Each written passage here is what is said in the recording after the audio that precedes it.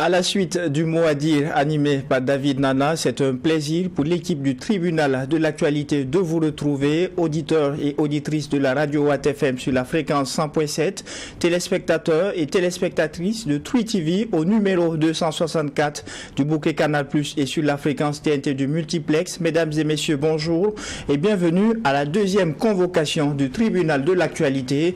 Vous le savez, c'est une tradition et comme à chaque audience, je suis accompagné par les juges au siège. L'un des juges, Favara, bonjour.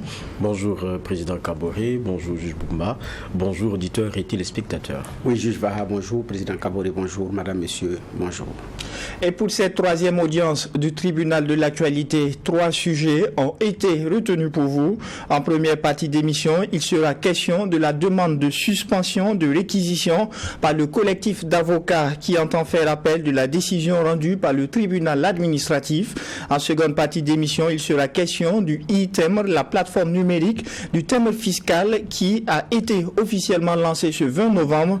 Et enfin, nous parlerons de la crise qui sévit au niveau de la Fédération burkinabé de football depuis quelques jours.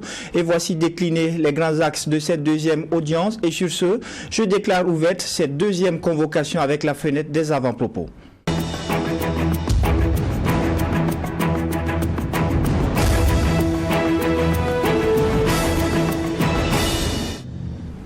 Juge Geoffroy Vaha, qu'est-ce qui retient votre attention pour cette audience de tribunal? Oui, moi je vais revenir un peu sur le Libéria avec George Weah qui reconnaît sa défaite. Je pense que c'est même quelques 2 jours avant, ou 3 jours même avant l'annonce des résultats officiels. Il est crédité d'en gros 49,11% des suffrages. Et en ce moment où le dépouillement, je pense que c'était à 98,58%, donc c'était déjà 99,58%, c'était déjà su. Et il a félicité son adversaire pour sa victoire. Et quand on regarde, il évite beaucoup de choses à ce Libéria-là, qui peut être aussi celui des clivages, parce que ce pays a connu quand même 2 guerres fortes, et selon les estimations qu'on a, ces guerres-là ont occasionné près de 250 000 morts, donc c'est un pays qui est assez fragile, et duquel peut susciter des clivages qui peuvent conduire rapidement à des débordements et à des choses non rattrapables. Donc c'est saluer déjà la hauteur d'un homme, et puis ça questionne encore la perception que les gens ont de la démocratie. Oui, ça questionne encore la perception et le procès que les gens font de la démocratie. La démocratie, ce n'est pas seulement un concept, c'est nous qui la pratiquons. Et puis c'est nous qui l'arrimons et l'adaptons à nos réalités. Moi-même, j'ai envie de dire quelquefois qu'il y a des gens de démocratie, parce que quand vous prenez selon certains pays, ce n'est pas, par exemple, comment on appelle ça, chaque citoyen qui désigne le président. Il y a des grands électeurs, parce qu'il y en a qui estiment que bon, il y en a qui doivent être assez éclairés pour ce choix-là. Donc il y a chacun qui choisit sa voie. Mais tant que c'est honnête et que ça marche, et que les acteurs qui y sont sincères, on a ce type, cette façon de faire, comme on le voit aujourd'hui au Libéria. Ceux qui par raccourci, par exemple, disent « Voyez ce qui s'est passé au Gabon, voyez ce qui s'est passé en Guinée, la démocratie, c'est pas pour nous ». Pourquoi est-ce qu'ils ne citent pas maintenant le Libéria? La démocratie aussi, c'est un mode par lequel on peut avoir des changements à travers ce qu'est le choix d'un peuple. Et ça, pour moi, c'est important et c'est une bonne leçon. Et ça ramène en tout cas un contre-argument à ceux qui en font le procès et suivant mon regard. Alors, juge Bernard Bougma, qu'est-ce qui retient votre attention pour la présente convocation? Merci. Ce qui retient notre attention, c'est que le chef de l'État a accompli sa promesse de faire nommer des jeunes qui vont représenter les différents jeunes des régions donc, auprès de lui, donc des chargés de mission qui, effectivement, de par leur fonction, doivent pouvoir assister à certaines réunions de cabinet parce que c'est des chargés de mission et qui représentent les jeunes par région, donc qui doivent être les porte-parole, pour ne pas dire du chef des jeunes auprès du chef de l'État, pouvoir effectivement servir d'interface. Bon, l'idée est géniale, c'est louable, sauf que déjà au Burkina, il y a un appareil qu'on appelle le Conseil national de la jeunesse, qui a ces démembrements qui se déclinent au niveau région jusqu'au niveau commune, et n'en parlons pas au niveau village. Donc, il y a déjà ces jeunes-là, le Conseil national de la jeunesse, présidé d'ailleurs par Mouni Dala, qui siège aujourd'hui d'ailleurs à l'ALT. Bon, qu'il y ait une autre entité nommée chargée des missions pour être le porte-parole de ces jeunes au chef de l'État, auprès du chef de l'État, qu'il peut également envoyer. Bon, c'est bien, on attend aussi de voir comment est-ce que ça va se déployer. Mais il y a aussi des grincements pour certaines nominations, parce qu'il y en a aussi qui ne se reconnaissent pas dans certains jeunes qui ont été nommés au nom de leur région pour les représenter, qui estiment que certains n'ont pas la légitimité ou n'ont pas, en tout cas, ne se sentent pas concernés par ces jeunes-là. Donc, il y a aussi, c'est ça, bon, en la matière, quand c'est des gens qui doivent représenter une entité en général, on procède souvent par élection ou tout et tout, pour garantir une certaine légitimité. Mais bon, le choix également peut se faire sur quelqu'un qui peut garantir une légitimité au regard de la stature, de l'envergure ou de l'aura que la personne a auprès des comment on appelle ça, des autres. Donc, mais maintenant, j'ai dit, il y a des choix qui ne collent pas parce qu'il y a des jeunes qui ne se reconnaissent pas en ceux qui ont été nommés. Donc, par exemple, ceux de la région du Sahel, il y en a qui ne sont pas contents, qui ne se reconnaissent pas à travers cette nomination. J'ai dit, mais aussi, il y a tout ça là, à savoir la mission première de ces chargés de mission auprès des jeunes, donc auprès de la présidente du FASO, auprès des jeunes, c'est quoi exactement? Quand on sait aussi qu'il y a le Conseil national de la jeunesse qui est là, il y a d'autres démembrements qui s'occupent des jeunes qui sont là. Qu'est-ce qu'ils vont faire en plus en tant que chargés de mission? On reste à savoir réellement ce qu'ils vont faire. Ou bien c'est eux qui vont maintenant servir d'interface entre les différentes entités de jeunesse, tout simplement. Donc le chef de l'État, à travers eux, parle aux jeunes sans maintenant y aller de lui-même. Ou bien comment ça va se passer? J'ai dit, ça reste tout ça là, reste à clarifier de mon point de vue, ce que j'avais comme avant-propos. Ouvert ce lundi 20 novembre, la demande de suspension des réquisitions introduites par le collectif d'avocats pour la défense des personnes réquisitionnées pour le fonds a connu son dénouement au cours de la journée. Le juge du tribunal administratif a déclaré que la requête introduite par le collectif était recevable dans la forme. Par contre, dans le fond, il a rejeté la demande de suspension des requérants. Juge Fava, que pensez-vous déjà d'une telle décision rendue par le tribunal administratif sur cette affaire? Bon, les décisions se font en âme et conscience et c'est au regard des argumentaires qui ont été proposés et de ce que disent entre les interprétations qu'on fait des textes. Et bon, on a vu que les avocats aussi, pour ceux qui demandaient que les réquisitions là soient cassées, disent qu'ils vont faire appel, ils n'ont pas caché. Donc ça veut dire qu'ils ne sont pas satisfaits de la décision qui a été donnée et qu'ils pensent qu'ils peuvent toujours faire valoir leurs arguments. Et donc ils pensent qu'il y a la possibilité d'avoir sur ce chapitre-là raison. Maintenant, moi, ce que j'attendais de voir, c'était un peu leur ligne de défense. Et avec ce qui s'est passé, on a un peu vu. Pour moi, il y avait deux éléments majeurs qui en sortaient. C'est le caractère punitif. Et ça, c'était sorti depuis le début de la réquisition. C'est-à-dire qu'en lien avec les postures des réquisitionnés, dans le débat où quelquefois les propos tenus, donc ça vient comme sanction.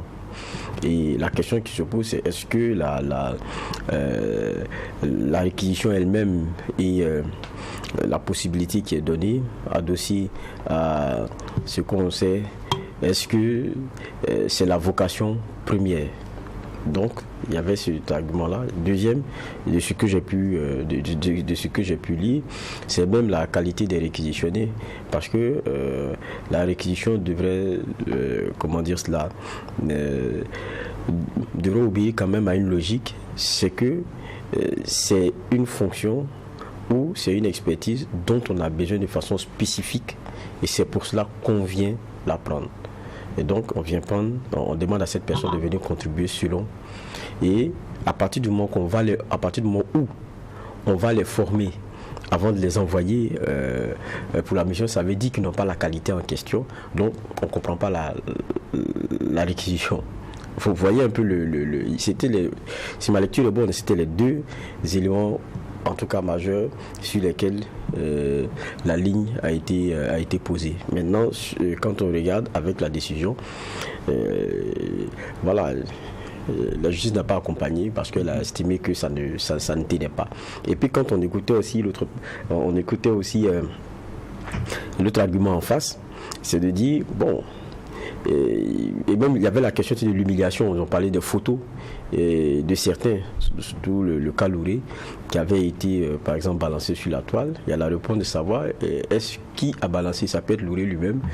Ça m'a fait un peu sourire. Donc, c'était des débats pour moi d'intérêt, puisque nous en avons déjà parlé ici plusieurs fois sur les plateaux. Et j'ai dit c'est déjà bon que au lieu de se dire je ne vais pas ou bien ceci, si on n'est pas d'accord et qu'on pense que on nous fait la force, comme on le dit dans notre langage familier, qu'on aille vers la justice, parce que c'est elle qui nous protège tous, et c'est elle aussi qui dit ce qui est sur certaines questions qui sont encadrées par nos textes. Et pour moi, c'est une bonne attitude.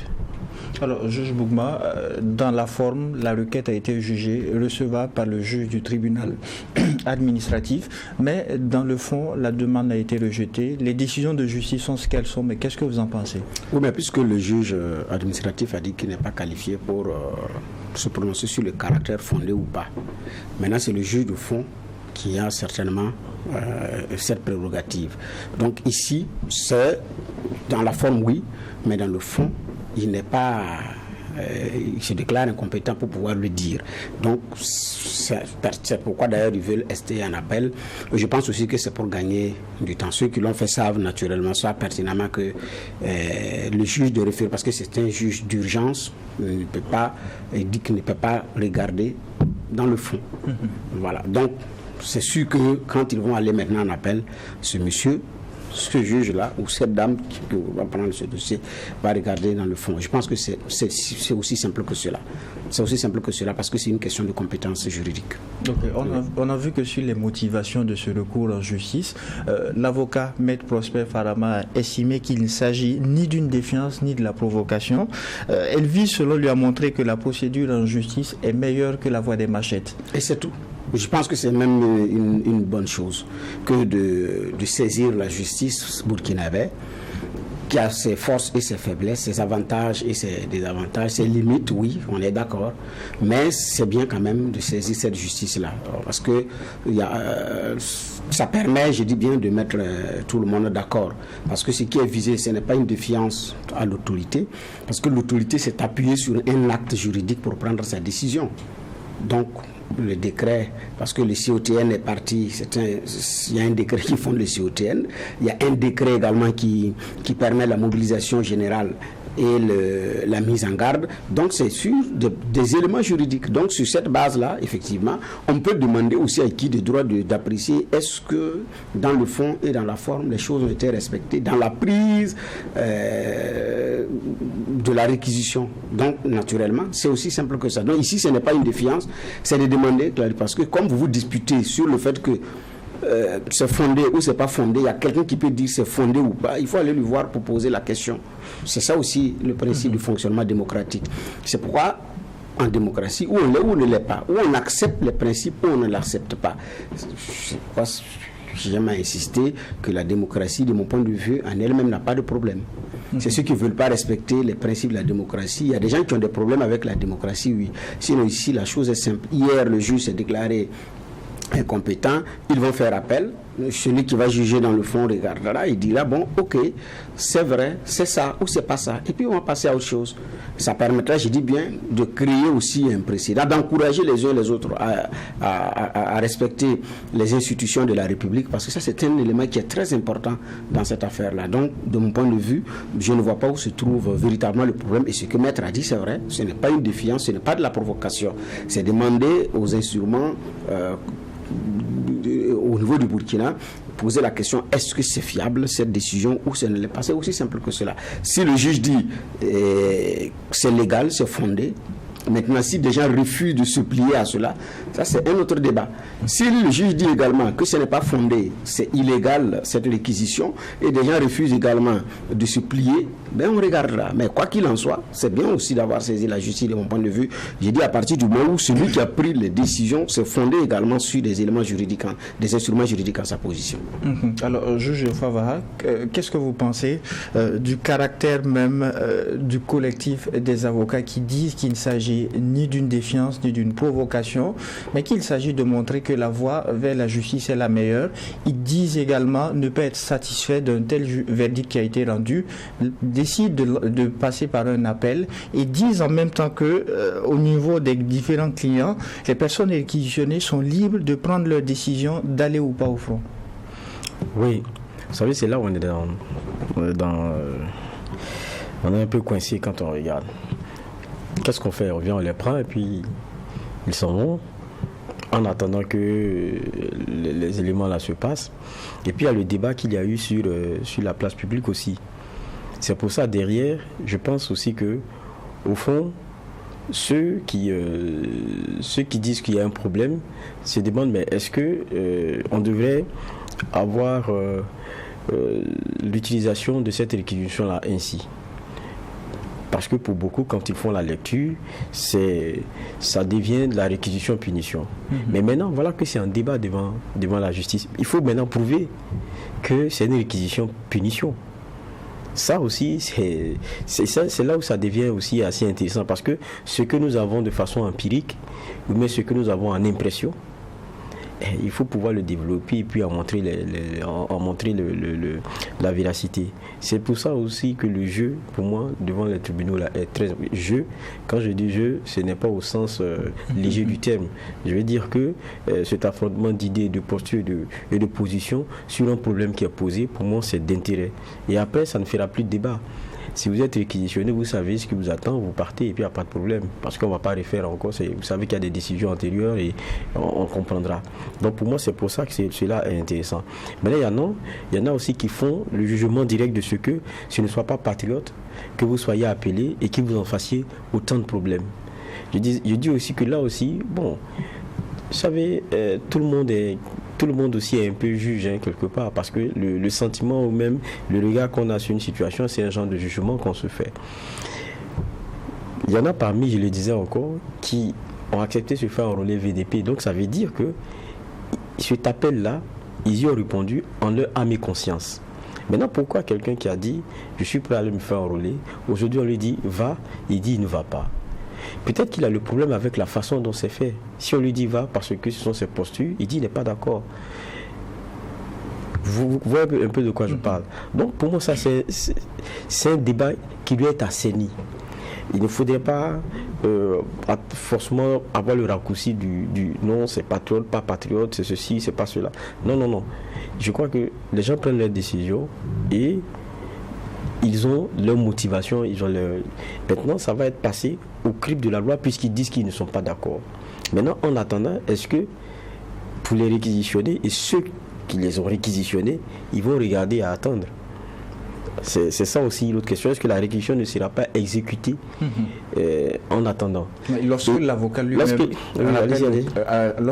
lui-même rappelle au client qu'il est libre d'aller ou pas, tout en indiquant qu'il est contre cette décision de justice, qu'est-ce que ça sous-entend? Ça sous-entend qu'il n'y a pas de mot d'ordre. Malgré qu'il n'ait pas eu, la réquisition ne soit pas cassée, ils ne disent pas à leurs clients, ne partez pas. Ils savent que même s'ils le disent, c'est pas bon.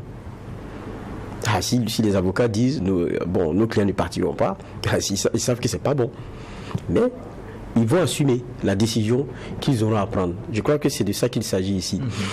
Mais je pense que quand on prend le cas du récit, par exemple, du docteur Louré, de ce que nous avons eu, je ne pense pas que le docteur Louré ait obtempéré il a continué ses activités et ils sont venus le chercher. Maintenant, s'il continue ses activités, c'était un refus d'aller, on peut faire les interprétations. C'est-à-dire que vous refusiez ou que vous acceptiez, si celui qui fait la réquisition décide de vous emmener, il va vous emmener. Maintenant, est-ce que ça aussi, parce que je me rappelle que dans le communiqué notamment du Conseil des avocats là, le premier qu'on avait, je ne sais pas si vous vous rappelez, avant que l'affaire ne soit jugée, il rappelait un certain nombre de textes qui concernent même le fonctionnement de l'armée et même la façon de venir prendre, la question de la violence qu'ils avaient mis en point, qui ne pouvait pas passer. Donc dans ce cas de figure, s'ils viennent être pris, et on vient les prendre, et je dis encore que la violence, faut en faire une interprétation, parce que, vous savez, il y a ce que nous on dit comme mot, il y a les poids aussi devant les tribunaux et l'entendement devant la justice.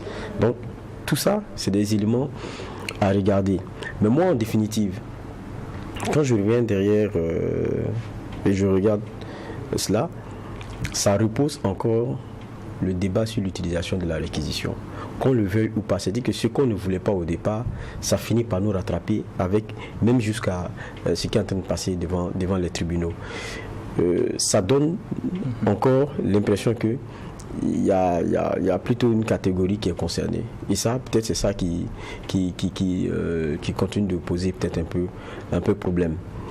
Maintenant, ça sera difficile aussi pour ceux qui refusent de partir, qu'on ait le sentiment que, en fait, vous soyez à l'aise dans la critique, mais quand il s'agit d'apporter, dans les changements même que vous critiquez, vous ne vouliez pas aller. Donc, il y aura d'une façon ou d'une autre toujours des postures et des interprétations. D'accord. Alors, juge Bougma, deux choses. Les avocats qui ne sont pas satisfaits de la décision de justice, qui entendent faire appel et qui disent à leurs clients, vous êtes libre d'aller ou pas au front. Oui, mais puisque c'est d'abord leur liberté. Et puis c'est le client qui a aussi librement choisi son avocat, ou bien l'avocat aussi s'est auto-constitué par moment. Donc quoi qu'il en soit, c'est d'abord la liberté du citoyen qui a été réquisitionnée. Donc libre d'aller, mais lui il assure la défense. C'est comme quand vous prescrivez le médecin prescrit un traitement. Le patient maintenant est libre après de prendre les produits ou de ne pas les prendre. Mais la responsabilité du patient, c'est de prescrire le produit, c'est de faire le diagnostic et prescrire le traitement qui va avec. Mais la liberté du patient après avoir quitté les lieux, c'est de refuser de prendre les produits. Ça, c'est sa liberté. Puisque même quand vous êtes interné, vous avez même la liberté de dire je quitte l'hôpital, vous signez que c'est vous qui avez librement quitté au regard de la pathologie dont vous souffrez, pour que en cas de problème, parce qu'il y a des pathologies dont si vous en souffrez, donc si vous souffrez de ça, vous n'avez l'agent soignant ne doit pas vous laisser partir. Mais si vous forcez à quitter les lieux, il vous fait prendre un engagement que vous avez consenti librement à quitter les lieux. Lui, ça le décharge de sa responsabilité. Donc, l'avocat, c'est pareil. Donc, lui, il continue. Maintenant, le client aussi est libre. C'est sa liberté. Parce que la liberté, elle est fondamentale. Donc, elle est garantie.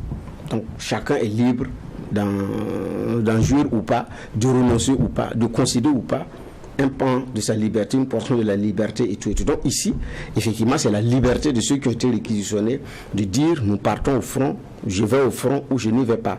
Mais l'avocat aussi, il poursuit son œuvre et puis bon voilà. Donc ce qui fait que chacun est naturellement dans son rôle. Et voilà. Maintenant, le temps de la justice, ce n'est pas aussi le temps des hommes. C'est ce qui fait que vous pouvez être pressé. Mais la justice prendra son temps. Parfois c'est calculé, parfois c'est pas calculé. Je prends un exemple d'un recours qui a traîné en 2014-2015. Quand il y a eu la dissolution des collectivités, l'ancien secrétaire général de l'AMBF et maire de Kindi, M. Thomas Bagamzaré, et un collectif de maires, lui il était le porte-parole, avaient esté en justice contre la dissolution, l'illégalité de la dissolution de collectivités territoriales. Notre invité la dernière fois en parlait, il parlait de jurisprudence, mais c'est ça qui a fait servir de jurisprudence. Bon. Et donc, la procédure a traîné.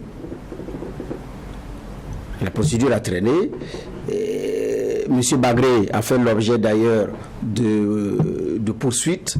Bon, après, c'était un non-lieu sous la transition, mais paf. Bon, après, la justice a été rendue, il a eu raison, mais bon, c'est fini, c'est terminé. En 2015, dans l'élection présidentielle de 2010, je prends le recours, si je ne me trompe pas, oui, 2010, le recours de Maître Benewende Sankara sur le processus électoral en son temps. Mais ça portait ses fruits, mais après, c'est fini. Donc, j'ai dit, les procédures judiciaires étant ce qu'elles sont, ça peut traîner, ça peut prendre du temps. Parce que maintenant, puisque le référé c'est en urgence, maintenant quand ils vont faire appel, alors là ça peut prendre du temps. Maintenant, pendant que l'autre s'est déclaré incompétent pour dire que c'est pas illégal ou c'est pas pour déclarer l'illégalité de la réquisition, pendant ce laps de temps, en tant que réquisitionné, qu'est-ce que je fais? Parce qu'aujourd'hui, c'est la question naturellement que ces messieurs vont se poser. Je vais au front ou j'attends l'issue judiciaire. La deuxième question aussi, c'est l'autorité qui légitimement doit se poser la question. Comme ils disent qu'ils vont faire appel, et comme nous sommes sûrs de nous, on attend l'issue de l'appel avant de les envoyer au front, ou on les envoie au front en attendant aussi. Donc, en toute légitimité, j'ai dit l'autorité aussi doit pouvoir se poser cette question. Parce que nous sommes en démocratie et si on veut respecter les principes, voilà. Donc ici, mais là, ça va faire appel aux questions de morale, de sagesse, de l'autorité, de prudence de l'autorité, et voilà, pour pouvoir sainement apprécier la situation. Mais il y a effectivement une question fondamentale. Qu'est-ce que les réquisitionnés vont faire en attendant que l'appel soit vidé? Alors que cette procédure d'appel, elle peut prendre du temps. Ce n'est pas un jugement d'urgence référé où il faut accélérer. Voilà. Donc, je pense aussi que maintenant, ici, qu'est-ce qu'il faut faire? Ici, il faut attendre le suivi judiciaire pour comment on appelle ça? Les réquisitionnés. Je ne sais pas. Oui, dernière réaction. Oui, je pense aussi que sur ce sujet-là, pour moi, ce n'est pas qu'est-ce que les réquisitionnés là vont faire. Leur avocat dit qu'ils sont libres de répondre ou de ne pas y répondre. Mais ce n'est pas eux l'enjeu. Pour moi, c'est qu'est-ce que l'autorité va décider. Parce qu'il décide de les y amener, va les y amener. Ça, il n'y a pas de débat là-dessus. Qu'ils le veuillent ou qu'ils ne veulent pas. Parce que n'oublions pas aussi que la question de la réquisition, c'est aussi l'acte de l'autorité d'exiger d'une personne une activité bien donnée ou bien la fourniture d'un bien. Ça se fait d'une façon ou d'une autre dans la contrainte y compris. Est-ce qu'on peut se soir à une procédure de justice qui serait pendante? Mais je ne sais pas. Là, c'est... Je veux dire que c'est là où il y a l'enjeu. Je ne pense pas que les autorités, si elles veulent appliquer cela, vont se dire non, il y a forcément une affaire en justice, donc on va attendre. Je ne pense pas que ça fonctionne comme ça. Maintenant, même si ça se fait maintenant dans ce cas la réquisition se fait dans ce cas de contrainte là. Il y a aussi une opinion qui va continuer de lier la chose. Je dis c'est le clivage que ça crée qui pour moi est un peu dérangeant. Quand vous regardez aussi même dans les débats qui ont été menés, l'agence judiciaire de l'État, la JE, a dit quoi? Sur le fond même, la question de réquisition, ils disent comment dire ça, pas que la motivation, les explications qu'il y a derrière la motivation, ce n'est pas à la défense de l'aborder. Ça revient à l'autorité qui réquisitionne. C'est elle qui sait pourquoi elle veut X ou Y. Vous voyez, si ça ne revient qu'à la décision de l'autorité qui connaît le besoin et donc qui réquisitionne, comment on peut venir faire le débat sur les motifs si ce n'est que on reste dans des sensibilités et des interprétations? C'est ça la question maintenant de fond sur le sujet qui est en train d'être mené. Vous direz, comme lui l'a dit cela, c'est pour ça qu'on l'a réquisitionné. On vous dit maintenant, apportez les preuves, puisque celui qui réquisitionne, celui qui connaît le besoin, si c'est pourquoi il l'a réquisitionné. Donc ça devient, vous savez, le niveau des débats là ça vient à un autre niveau qui devient un peu plus complexe. Mais on attend de voir la suite qui sera donnée à tout ça. Oui, en fait, quand je dis que c'est aussi la liberté de dire je défère ou pas, il y en a par rapport à l'injustice, il y a deux attitudes. Où j'accepte et je subis l'injustice, ou je refuse. Donc ils ont effectivement cette possibilité de dire oui, il y a une procédure judiciaire, mais on y va. En attendant, je vais au front. Ça, c'est aussi leur liberté, sans que l'autorité ne lui colle un fusil à la tempe pour dire lève-toi et allons-y. Aujourd'hui, ces messieurs-là se sont, comment on appelle ça, retirés. Il y en a qui disent qu'ils sont en fuite, mais en attendant la procédure judiciaire, l'issue de la procédure judiciaire ne se signale pas. Tout comme elles peuvent sortir, dire bon, écoutez, c'est vrai, on a intenté, en attendant que l'appel et tout, on y va. Ça aussi, c'est leur liberté. De ça, je parle. C'est vrai que l'autorité peut, aujourd'hui même, chercher par les voies et moyens, aller les chercher là où ils sont. Ça, c'est possible que, effectivement, une recherche soit lancée pour fouiller les recours, pour trouver, bon, écoutez, venez déférer. tout comme elles peuvent effectivement librement aller. C'est de ça que je parle.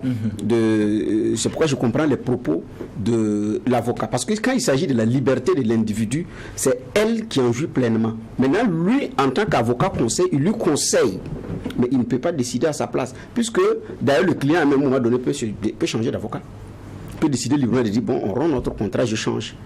Maintenant, par rapport aux leçons à tirer de cette procédure judiciaire, ça va permettre de relire sainement les dispositions légales qui fondent cette réquisition. Parce qu'on ne peut pas dissocier cela de la création, du décret qui porte la création du COTN. Donc, le commandement des opérations du Théâtre National, puisque c'est d'ailleurs lui le signataire, le commandant. Ensuite, il y a aussi le décret d'avril 2023 qui fonde la mobilisation générale et la mise en garde. Et donc les conditions de réquisition même sont précisées. Qui peut être enrôlé, tout ça c'est précisé. Voilà. Donc parce qu'on dit l'article 19, l'article 1er même d'ailleurs du décret là dit quoi? Dit que en vue de défendre l'intégrité du territoire national, de restaurer la sécurité sur l'ensemble du territoire et assurer la protection des populations et des biens contre la menace des actions terroristes. C'est l'objectif qui a été donné. Mais maintenant les personnes qui sont visées, la mobilisation générale ne concerne pas tous les Burkinabés. Voilà ce qui est dit. L'article 5 du décret dit: ce sont les membres des forces de défense et de sécurité en position de non-activité. Les jeunes gens de 18 ans ou plus, non membres des forces armées nationales, physiquement aptes à appeler à s'enrôler pour les besoins exprimés par les autorités compétentes. Donc ici, alors qu'au Burkina, les jeunes sont dans la portion d'âge, si je ne me trompe pas, parce que les choses ont évolué, 18 et 35 ans.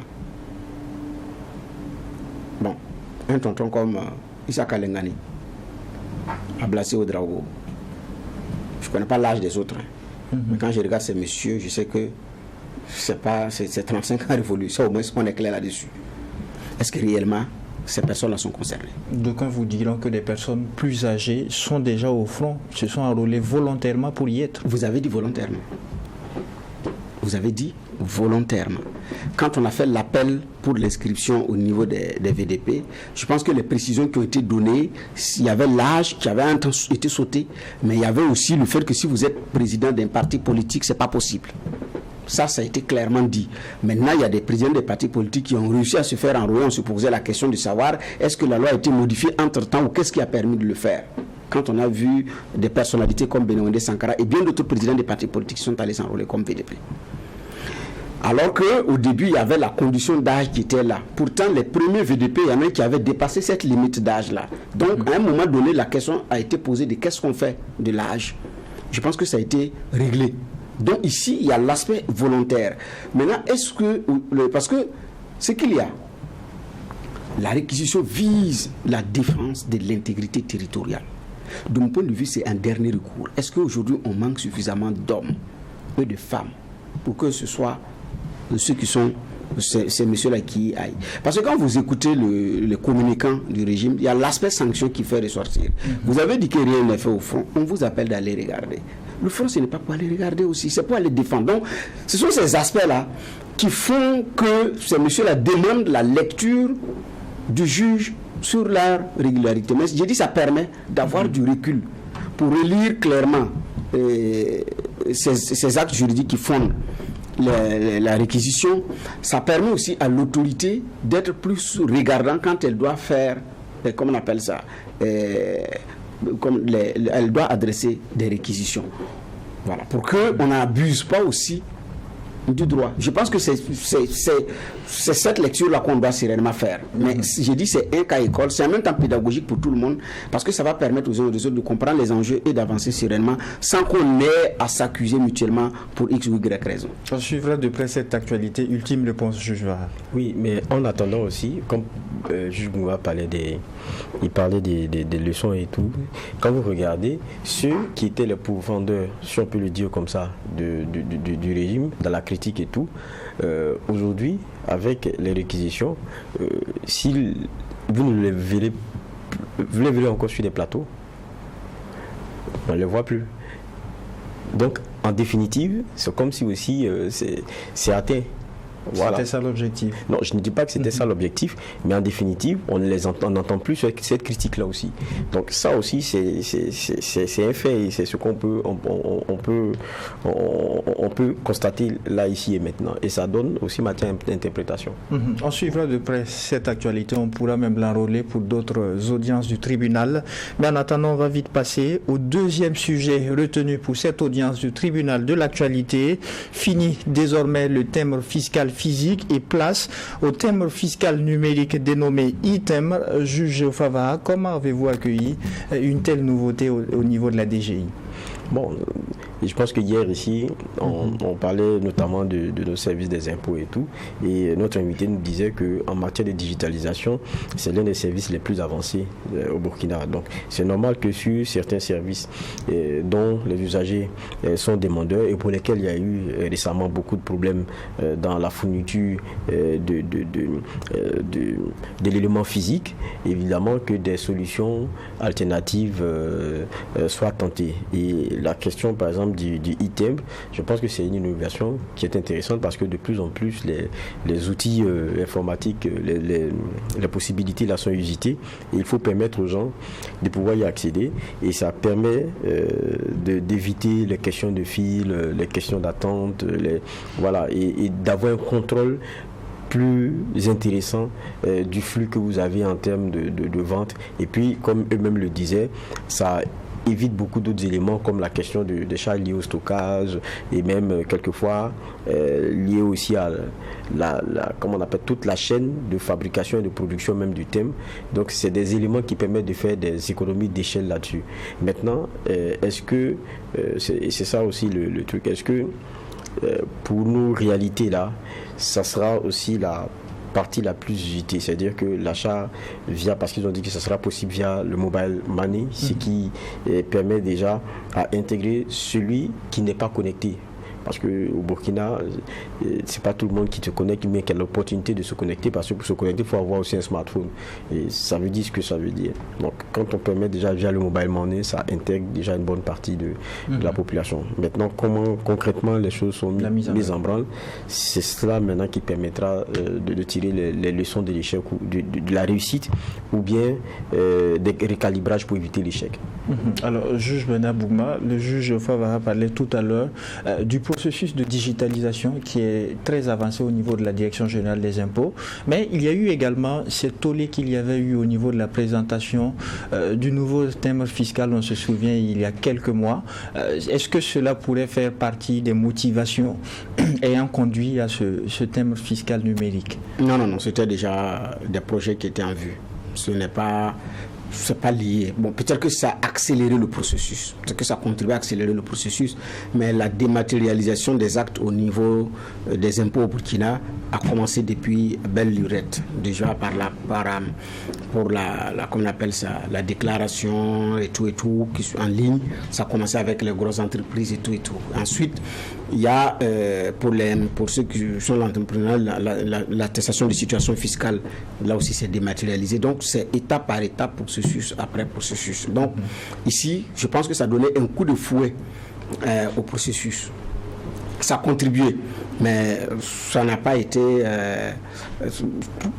ça qui a déclenché ça. Et l'objectif, c'est d'arriver à terme, en tout cas, à dématérialiser la fourniture des actes administratifs au niveau de la Direction générale des impôts. Et même ailleurs. Vous voyez déjà que le e-casier judiciaire, le casier judiciaire, vous gérez ça en ligne. C'est sûr qu'on va arriver pour les actes de naissance et bien d'autres pour pouvoir avancer très facilement. Donc ici, le chef de l'État d'ailleurs avait donné le ton en disant ce qui est donné, c'est d'accélérer la dématérialisation des actes. C'est vrai que ici, ce qui est lié, c'est la réalité, ce sont les problèmes de connexion. Pour quelqu'un qui se trouve dans une localité où la connexion est très compliquée, c'est difficile. Mais c'est déjà un début de désengorgement pour ceux qui sont dans les grandes villes et qui peuvent le faire déjà en ligne. Pour les questions de rupture de terme, je pense que ça va en même temps permettre de régler ça. Ça, au moins, c'est clair. Mais maintenant, ça va aussi la spéculation. Vous partez, on dit il n'y a pas de timbre, il y a un qui est à côté, mais qui ajoute. Vous partez même pour payer les timbres au niveau du guichet où on vend les timbres. Pour le moment, il y a une rupture. Mais dehors, il y a quelqu'un au parking qui en a. Vous ajoutez 50 francs et vous prenez, et puis tout le monde est content. Donc, il y a cette spéculation aussi qui va prendre fin. Parce que si on va en ligne. Donc, et ça permet également de gagner en temps. Pourvu que les questions de connexion soient là. Mais maintenant, c'est sûr que le timbre physique va continuer jusqu'à une certaine période. Parce que tout le monde, pour le moment, ne peut pas accéder à ça, compte tenu des réalités des exigences liées à la connexion. Mais la tendance, ce n'est pas seulement au niveau des impôts par rapport à la dématérialisation des actes. En fait, c'est tous les services du Burkina qui sont concernés. Maintenant, il y a des services précurseurs, il y a des services qui sont en avant mieux que d'autres, ça oui.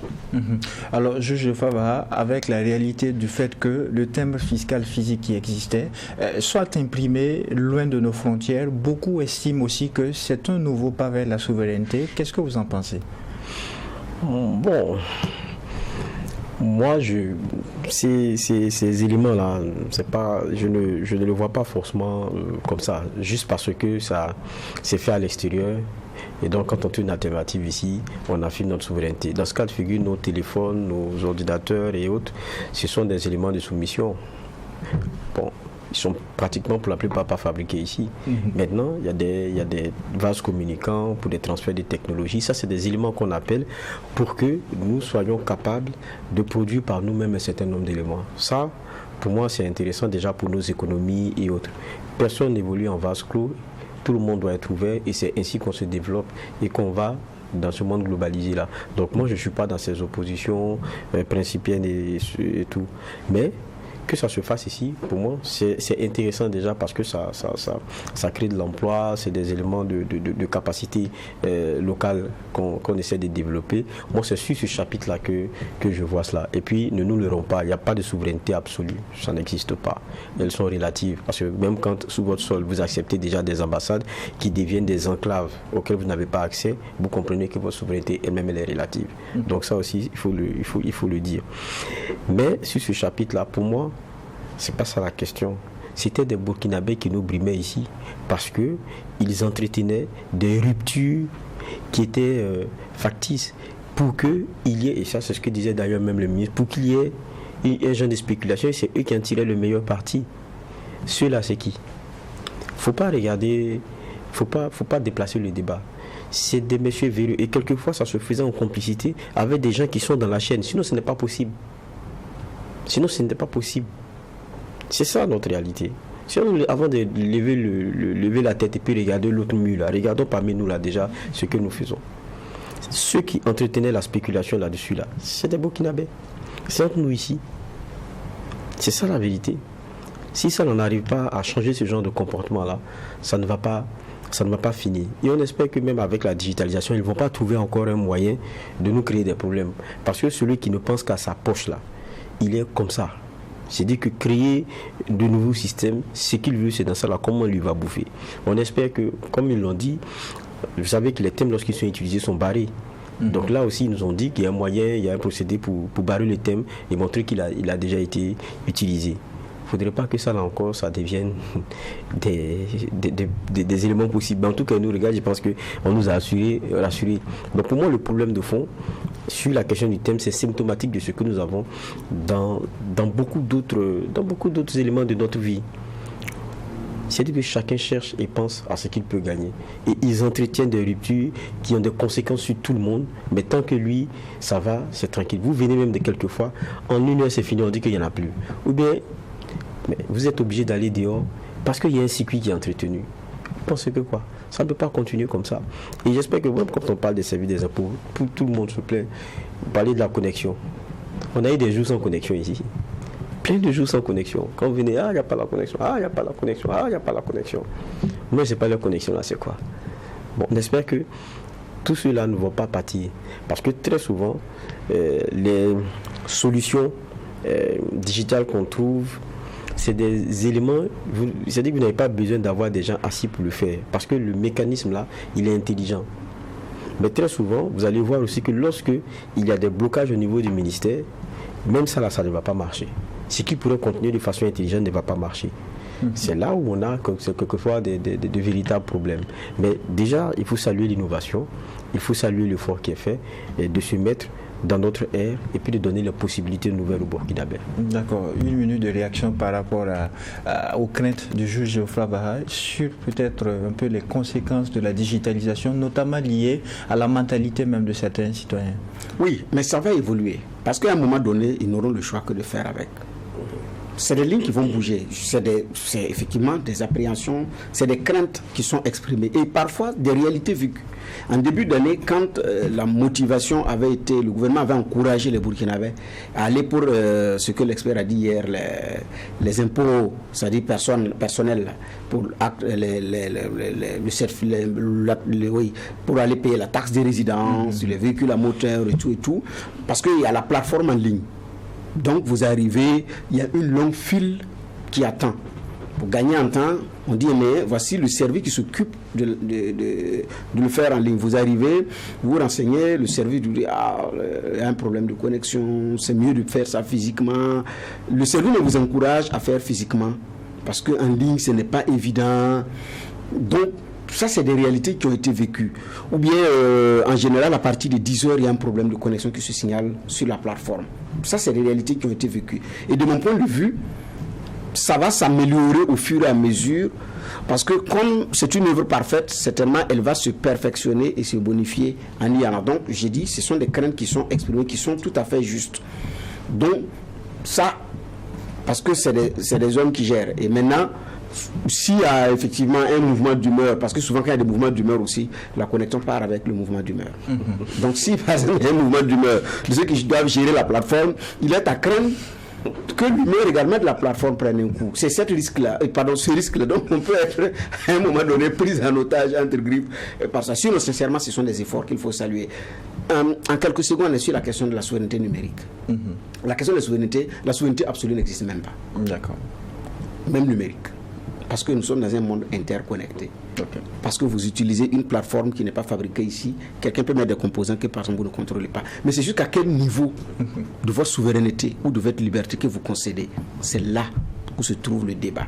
Mais s'il faut penser qu'on aurait une souveraineté à 100% totale, ça n'existe pas. Parce que même ceux qu'on présente comme les premiers au monde, sur le plan de l'économie ou sur le plan militaire, vous regardez avec qui ils font alliance par rapport à des questions stratégiques. Le torchon brûle au sein de la Fédération burkinabé de football depuis quelques jours. Des clubs de Ligue 1 et de Ligue 2 exigent la démission du président de la Fédération burkinabé de football, Lazare Bansé.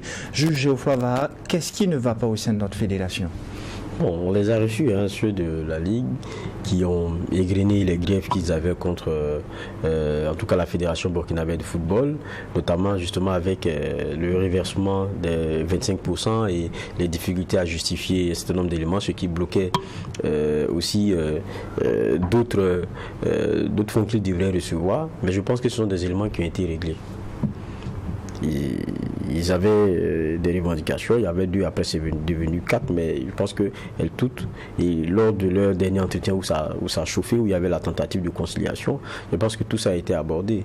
C'est que, on va dire que la majeure partie des griefs là, posés sur la table là, ont trouvé solution avec la médiation qui a été faite. Mais j'ai l'impression que le retour normal est conditionné par le départ d'une personne. Donc, en définitive, ça commence à devenir un problème qui a été personnalisé. Et donc, je pose la question de savoir, est-ce que derrière aussi, même s'il y avait des revendications qui étaient objectives, parce que ces clubs-là n'ont pas les moyens, ça devenait vraiment difficile. S'ils ont des arriérés et tout, ça devient vraiment compliqué. D'autant plus qu'on a vu certains clubs qui, pour défaut de paiement des joueurs, mais il y avait des menaces sur le championnat. Certains joueurs disaient qu'ils n'allaient pas jouer le prochain match. On a vu ça ici. Donc c'est pas dans ce contexte-là qu'on va se retrouver à des arriérés pour ce qui devrait revenir à ces clubs-là et qui les soulage dans la façon de s'occuper de leurs joueurs. Donc ça, il y a quelque chose d'objectif. Maintenant, quand on y trouve des solutions, la question qu'on se pose maintenant, c'est pourquoi est-ce que vous vous arc-boutez sur le départ de quelqu'un qui, d'une façon ou d'une autre, aura à remettre sur la table son mandat dans quelques mois. Pourquoi? Alors qu'on connaît comment est-ce que ça se passe. Il est président de la Fédé. Maintenant, les éléments ne dépendent plus forcément seulement de nous. Je parle du Burkinabé. Tout ça, c'est un monde d'abord associatif. Il y a une FIFA qui est là, qui a ses règlements, qui a sa façon de fonctionner. Si on décide de poser aujourd'hui M. Bansé le débarquer, on va aller, c'est une fédération qui risque d'être mise sous tutelle. Il y a beaucoup d'éléments, on a vu dans certains pays comment ça s'est passé, ça a pris 3 années, alors qu'on a une CAN bientôt. Justement, quelle image est-ce qu'on donne du football burkinabé à quelques mois de la CAN avec ça? Non, je ne parle même pas d'image. Quand votre image est déjà écornée, qu'est-ce que vous pouvez encore? C'est même pas la question d'image, c'est comment est-ce qu'on sauve les meubles. Si c'est Bansé qui pose problème, M. Bansé qui pose problème, mais attendez les quelques mois, et puis il y aura des élections, c'est vous qui votez. Vous allez vous affirmer dans les urnes là, c'est ça. Mais c'est que ça a été un endroit de clivage profond où les crocs en jambes sont nombreux. Même si M. Bansé aussi, quand on regarde sa gestion,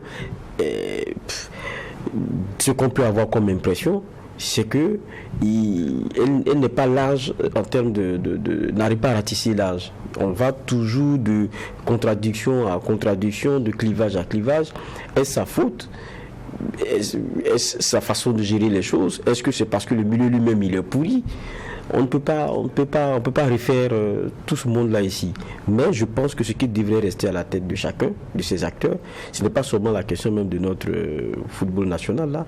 J'ai dit, il y a quelqu'un qui finit son mandat bientôt. Permettez-lui de finir son mandat. Si vous avez mieux en termes de propositions, qu'il vienne candidater et que votez cette autre personne. C'est aussi simple que ça. Et puis, on a encore des enjeux forts bientôt. Je pense que c'est ça aussi le problème. Et à chaque fois que il y a cristallisation des positions, soit on a un match, soit on a un rendez-vous qui est très important. Je pense que ça aussi, ils devraient, déjà parce que la plupart de leurs revendications ont trouvé solution, ils devaient réviser leur position. Ils ont donné des points, si ils ne sont pas satisfaits, Monsieur Bansé devrait partir. Mais si on les a satisfaits, pourquoi est-ce que vous continuez? C'est la question qu'on pose aujourd'hui. Justement, la question que je vous retourne, Jules Bougma, qu'est-ce qui ne va pas au sein de notre fédération? À quelques mois d'une compétition comme la Coupe d'Afrique des Nations, quelle image est-ce qu'on donne du Burkina Faso à travers ce qui se passe? Le mandat de l'actuel président de la Fédération burkinabé de football, Lazare Bansé, aura été jalonné de ce type de remous depuis 2020 où il a été élu. Mais c'est normal, c'est la façon dont vous venez là, c'est comme ça que vous gérez, puis c'est comme ça que les problèmes se multiplient. Je pense que c'est aussi simple que cela. C'était prévisible. Non, oui, c'était prévisible quand même. Si vous voulez observer comment les élections ont eu lieu, les alliances se sont faites, qu'il a apporté après les problèmes d'abord internes de ceux qui sont venus ensemble contre l'autre clan, comment ils se sont gérés, comment ils se sont trucidés, comment ils se sont barrés la route pour arriver là, ça ne peut pas être... Vous ne pouvez pas envisager une issue contraire. J'ai suivi l'intervention de M. Yamewo, qui est une personnalité d'envergure et d'influence dans le milieu du sport burkinabé, donc le patron du comité national sport olympique burkinabé. Dans ce milieu du sport, c'est quelqu'un qui est très respecté, compte tenu, je dis bien, de son envergure et de son influence, qui avait d'ailleurs sauvé la mise. Vous savez, avec une crise tendue, une longue crise que la fédération avait traversée. C'est sous son arbitrage que les choses se sont calmées, que M. Bansé également s'est plié et a renoncé aux sanctions illégales qu'il avait prononcées, qui avaient valu des recours en justice et qui avaient tendu l'atmosphère. M. Bansé s'était plié, bon, on a sauvé la mise. Encore une deuxième fois, c'est lui encore qui vient rapprocher encore les positions pour qu'on puisse effectivement continuer. Alors que Bertrand Kaboré, qui a représenté la fédération, a même reconnu que s'il a fait de l'argent, la fédération a fauté. Il a reconnu. La fédération a fauté, mais eux, ils demandent pardon. Maintenant, ce qui est demandé, c'est est-ce que le pardon va être accepté ou pas.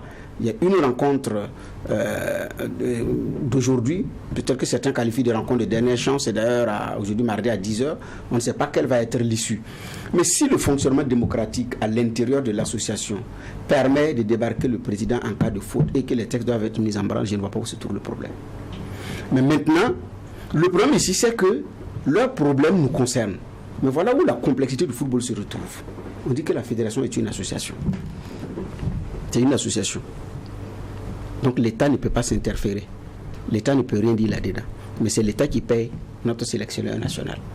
Et nous, c'est nos ressources-là qu'on utilise pour entretenir l'équipe nationale. Mais on dit en même temps à notre État de ne pas venir. Mais quand ils ont des problèmes, c'est nous qui avons aussi des problèmes. Ça, c'est une forme d'arnaque dans le football. Donc, on a une fédé. Et quand l'argent est reversé après les matchs, la CAN ou le mondial, quand il y a de l'argent qui vient, on dit c'est à la fédération de gérer ses sous. Mais il y a un État qui met de l'argent pour que vous partez. C'est pourquoi j'ai dit, pour les questions d'intérêt, il ne faut pas prendre en otage notre football. Bon, peut-être que je suis pessimiste, mais au départ, je n'avais pas trop cru en cette fédé. Quand j'ai vu le profil des hommes, des intérêts qui sont en jeu. Et puis, voyez-vous, il y a eu cet impact-là sur la CAN. Parce que la fédé est allée à la CAN divisée. Les membres ne se parlaient pas à cette CAN. La suite, on la connaît.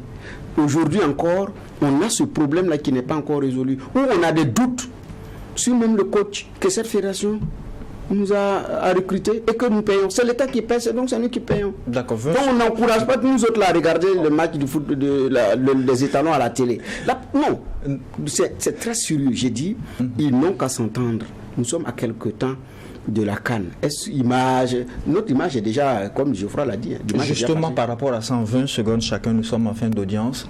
Comment mettons fin à la descente aux enfers de l'instance dirigeante du football burkinabé qui a répétition? Ça en fait trop.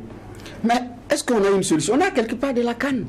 Avec ou sans M. Bansé, je ne suis pas pessimiste, mais je ne crois pas trop à une performance. Je m'attends à une surprise. En termes de prestations, je m'attends à une surprise. Pour être honnête, je m'attends vraiment à une surprise agréable.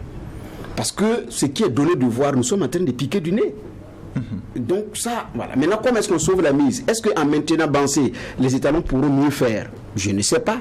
Est-ce qu'en décagnotant Bansé, les étalons pourront mieux faire? Je ne sais pas. Auquel cas, il faut mettre la responsabilité sur M. Bansé, qui n'est pas le coach et qui n'est pas aussi le joueur. Mais quoi qu'il en soit, en tant que premier responsable, la qualité de son leadership peut se déteindre sur toute l'équipe. D'accord. Réaction juge Vara. Comment mettons fin à cette descente aux enfers de l'instance dirigeante de football burkinabé? 20 secondes. Les supporters vivent l'enfer, c'est comment est-ce qu'on les en sort. Et moi, quand je suis en train de regarder ça, j'ai dit, c'est qu'est-ce qu'on peut sauver comme meuble, puisqu'il ne reste plus assez de moi, pour éviter de tomber dans des situations longues de transition encore dans la direction de notre football. On laisse et puis après, les unes vont parler, de même avec ceux qui vont venir candidater. Maintenant, quand la fédération elle-même demande pardon, c'est qu'elle sait qu'elle a sa part de responsabilité, qu'elle assume dans ce qui est en train de se passer. Maintenant, est-ce qu'il faut jeter tout, c'est-à-dire l'eau du bébé, le bébé? C'est la question que moi je me pose. Les uns et les autres devraient peut-être essayer de se dire, il y a un enjeu, il y a la CAN, on essaie de mettre balle à terre, après on va régler nos problèmes, puisque dans quelques mois, les élections peuvent permettre de régler ça. Maintenant, ceux qui sont en bas aussi, qui veulent donner des coups en même temps, ils n'ont qu'à se calmer. D'accord. Point final pour cette deuxième audience du tribunal de l'actualité. Merci juge Geoffroy Vara pour les angles de regard et d'analyse. Merci juge Bernard Bougma pour les clés de lecture. Merci à vous, auditeurs et téléspectateurs, pour votre fidélité constante à cette émission. Ici au tribunal de l'actualité, la rigueur d'une justice équitable s'applique sur tous les sujets enrôlés. Au revoir et à demain pour une autre convocation.